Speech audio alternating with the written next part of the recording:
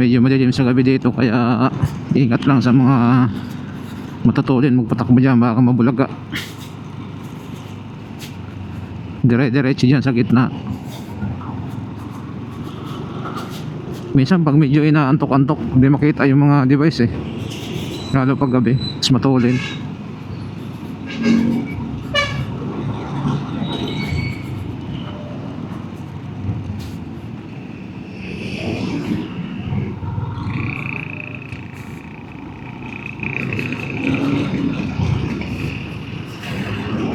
Ito guys, ang papuntang Maguyam.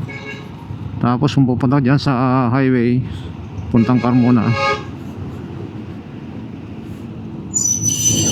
may daan din dyan, highway malapit lang, Santa Rosa, Tacos.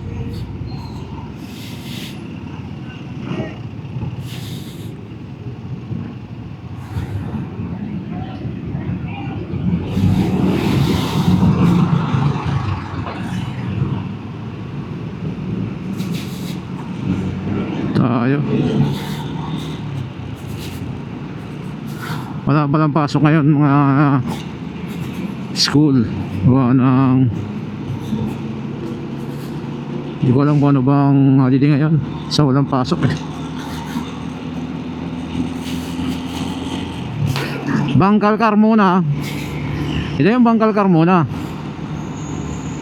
hanggang pagbaba dito.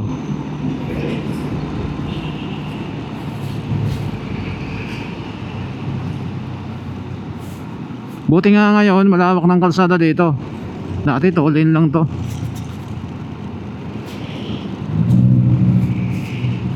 Pero kahit naka 4 lane to eh, traffic pa rin, masikip.